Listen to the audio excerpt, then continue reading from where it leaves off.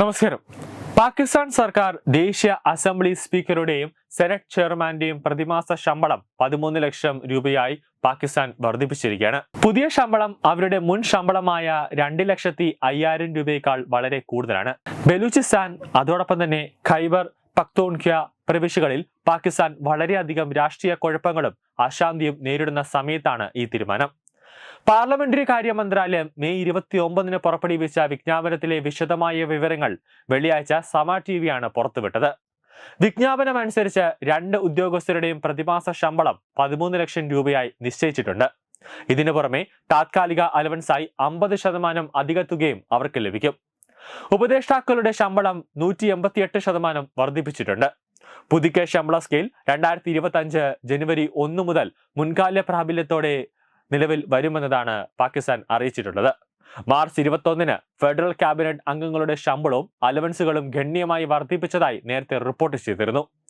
കേന്ദ്രമന്ത്രിമാരുടെയും സംസ്ഥാന മന്ത്രിമാരുടെയും ഉപദേഷ്ടാക്കളുടെയും ശമ്പളം 188% വർദ്ധിച്ചു.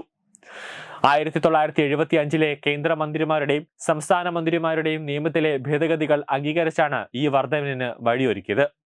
ബിൽ അംഗീകരിച്ചതിനു ശേഷം കേന്ദ്രമന്ത്രിമാരുടെയും സംസ്ഥാന മന്ത്രിമാരുടെയും ഉപദേഷ്ടാക്കളുടെയും പുതുക്കിയ ശമ്പളം 5,19,000 രൂപയായിരിക്കും.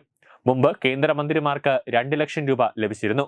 അതേസമയം സംസ്ഥാന മന്ത്രിമാർക്ക് 1,80,000 രൂപയാണ് ലഭിച്ചത്. കനത്ത നികുതി, തൊഴിലില്ലായ്മ, പണപ്പെരുപ്പം, ഉയർന്ന ഇന്ധനവില, വർദ്ധിച്ച വൈദ്യുതി വില തുടങ്ങി നിരവധി പ്രശ്നങ്ങൾ മൂലം വലയുന്ന രാജ്യത്തെ പൗരന്മാർ ഈ ശമ്പള വർധനവിനെ ശക്തമായി വിമർശനം ഉന്നയിക്കുന്നുണ്ട്. അതേസമയം പാകിസ്ഥാൻ IMF വായ്പകളെ ആശ്രയിച്ചാണ് മുന്നോട്ട് പോകുന്നതെന്ന് മറ്റൊരു കാര്യമാണ്. പാകിസ്ഥാന്റെ സമ്പദ് വ്യവസ്ഥ വളരെ കാലമായി അന്താരാഷ്ട്ര നാണയനിധിയിൽ നിന്നും വായ്പകൾ എടുക്കുന്നുണ്ട്. ചെലവുകൾ കുറയ്ക്കാൻ ഷെരീഫ് ജനങ്ങളെ ഉപദേശിക്കുകയും അത് പരിഷ്കരണത്തിന്റെ ഒരു ഘടകം മാത്രമാണെന്ന് വാദിക്കുകയും ചെയ്യുന്നുണ്ട്. എന്നിരുന്നാലും മന്ത്രിമാർ, ഉപദേഷ്ടാക്കൾ, അതോടൊപ്പം തന്നെ MNAകൾ, സെനറ്റർമാർ, ഇപ്പോൾ ദേശീയ അസംബ്ലി സ്പീക്കർ, സെനറ്റ് ചെയർമാൻ എന്നിവരുടെ ശമ്പളത്തിലെ തുടർച്ചയായ വർധനവ് സർക്കാരിന്റെ ഉദ്ദേശങ്ങളെക്കുറിച്ച് ഗുരുതരമായ ചോദ്യങ്ങൾ ഉയർത്തുന്നുണ്ട്. ഷഹബാസ് ഷെരീഫ് തന്റെ കേന്ദ്ര മന്ത്രിസഭയിലെ അംഗങ്ങളുടെ എണ്ണം വർദ്ധിപ്പിക്കുന്നതും തുടരുകയാണ്. നിലവിലേത് 51 അംഗങ്ങളാണ്. പാകിസ്ഥാനിൽ അന്നം പോലും ഇല്ലാതെ പട്ടിണി കിടക്കുകയാണ്. അതോടൊപ്പം തന്നെ പാകിസ്ഥാനിലെ ജനങ്ങൾ വയറ്റത്തടിച്ച് പാത്രവുമായിട്ട് ഭിക്ഷയ്ക്ക് ഇറങ്ങാനും പൊതുമധ്യേ തെണ്ടാനും അവർ ഇറങ്ങിക്കൊണ്ടിരിക്കുകയാണ്. അപ്പോഴാണ് പാകിസ്ഥാനിലെ മന്ത്രിമാരും അതോടൊപ്പം തന്നെ കേന്ദ്രമന്ത്രിമാരുടെയും ധൂർത്തിന്റെ അങ്ങേയറ്റം. കൂടാതെ ഇന്റർനാഷണൽ മോണിറ്ററി ഫണ്ടിൽ നിന്നടക്കം ലോൺ എടുത്തിട്ടാണ് പാകിസ്ഥാൻ എന്ന രാജ്യം ഓരോ ദിവസവും തള്ളി നീങ്ങുന്നത്. ഇറച്ചിക്കും അതോടൊപ്പം തന്നെ തേയിലപ്പൊടിക്കും പാലിനുമടക്കം ഒരു ലോകത്തുമില്ലാത്ത വിലയാണ് പാകിസ്ഥാനിൽ ഉള്ളത്.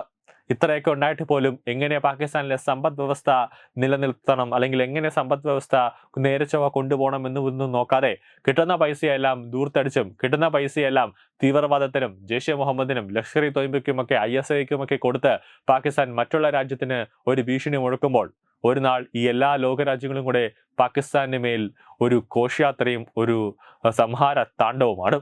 അന്ന് ഈ പാകിസ്ഥാൻ ഈ ഭൂമുഖത്ത് നിന്ന് തന്നെ ഇല്ലായ്മയാകും. ന്യൂസ് ഡെസ്ക് തത്തമൈ ന്യൂസ്.